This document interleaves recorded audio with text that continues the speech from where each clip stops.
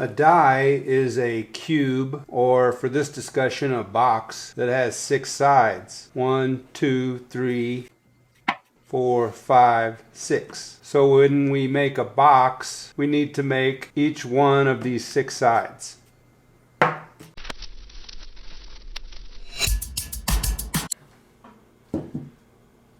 Again, a box is 6-sided. The challenge is to start out with something flat like this piece of paper and end up with something 3-dimensional like this.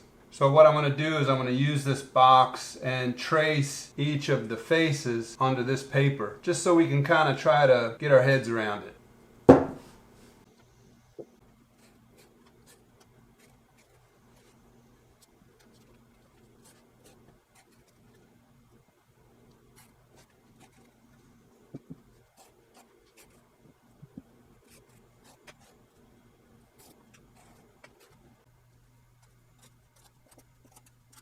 So we've got the 6 faces of the box transferred onto a piece of paper. And I did it in such a way that each face is connected to the other, much like our cardboard box will be. There will be some differences, but I thought this was a good place to start.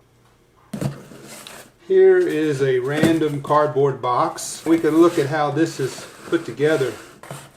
It has a length, it has a width, and it has a height.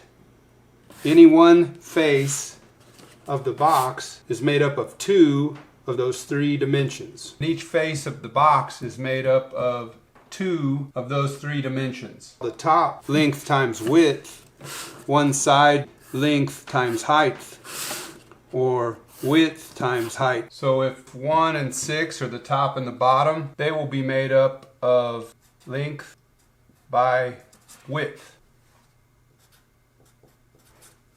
And each of the sides will be made up of height by width, height by length, and alternating height by width, and height by length. So let's look at how a commercial box is put together.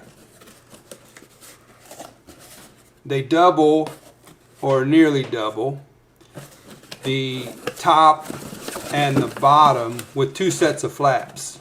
You get double cardboard, and so that makes the box stronger. This design is also an efficient use of material. The box can be collapsed. If you buy a new box, many times it comes like this.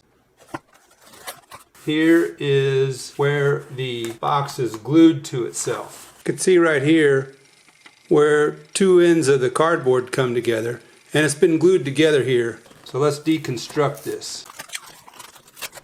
Right here is a tab. So this tab is glued here, and this is typically how you will see boxes stored and delivered. So you can see that the typical cardboard box comes from one flat piece of cardboard. Faces and flaps and how they fold together.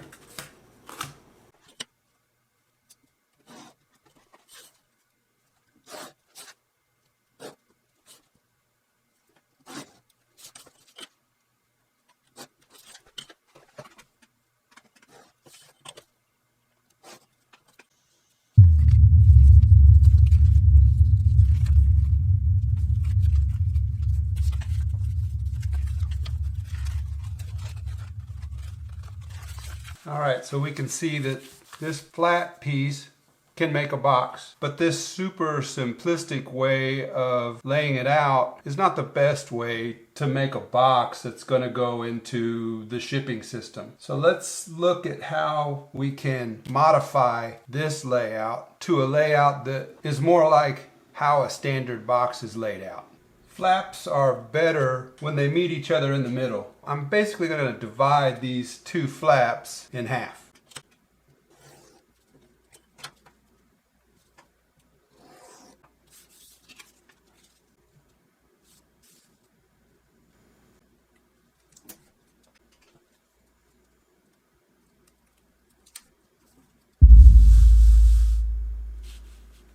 This is 1A. This is 1B. So this is 6A and this is 6B. two halves of the same side. So that'll look something like this. We're going to add additional flaps for strength and to more closely represent what we find in commercially made boxes. So now I tape it all together and you have a box. So when you need to come up with what are the specific length, width, height requirements, you need to consider what it is that you're going to put in the box. So if we're going to put this camera in a box, you will get a length, a width, and a height measurement. In addition to the measurement of the contents, you're going to want to allow some space for packaging. You want enough space for adequate packaging, but you don't want any more room than that. Once this is packed inside the box, you don't want there to be any sort of movement. You need to allow enough space for packing to go on all 6 sides. And don't forget the bottom. Your box will at some point be upside down, sideways, and it will get tossed around a bit. So you want to have cushion on all 6 sides of your contents with absolutely no movement. I'm going to pretend that my box needs to be 3 inches by 4 inches by 5 inches. So my pretend box is going to be 5 inches long, 3 inches wide, and 4 inches high. I've started with a piece of recycled cardboard. That's kind of the way I like to roll. And just one tip is, if you're using a box like this that already has creases and cuts in it, try to adopt as many of those as you can. So I'm going to start right here on this fold and this fold with this cut. Basically, my flaps are going to be out here. This is going to be a corner of 2 of my faces. So 5 inches long, 3 inches wide, 5 inches long, and 3 inches wide. The height of my box is 4 inches.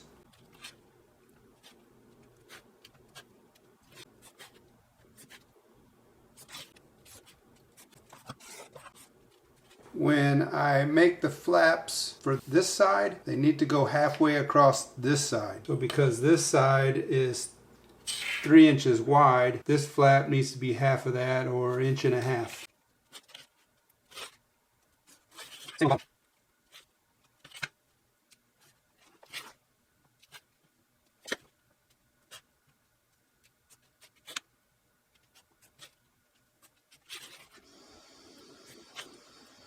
Now I need flaps for these 2 sides, and I would like for them to go halfway across these sides. So since this is 5 inches across, these flaps will be half that, or 2.5.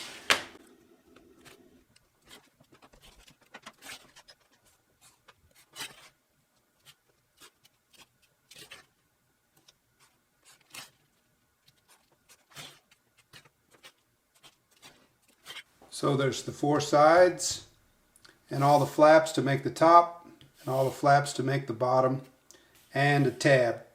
So now we're going to cut this out.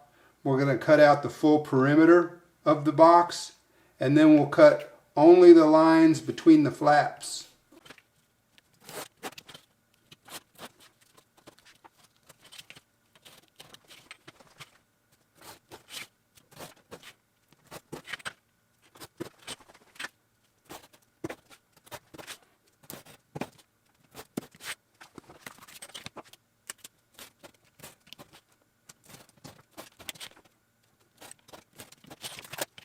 Now we just need to fold this up. Cardboard doesn't necessarily want to fold just like you want it, so it needs to be kind of coaxed along. And the way I do that is with a bone folder. I like to score the cardboard a little bit. I just want to make a slight indentation or crease that then when you bend it, it tends to want to follow that.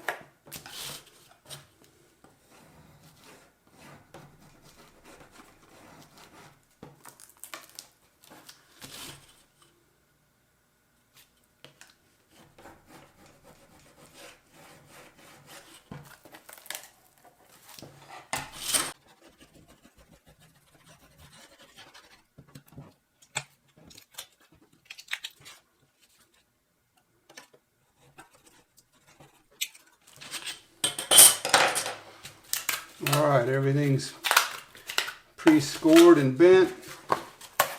And so now you can just hot glue that tab right there. You can tape it too, and you don't even have to have this. You can just tape that one seam, but this is how boxes are made, so that's why I'm going to do that today.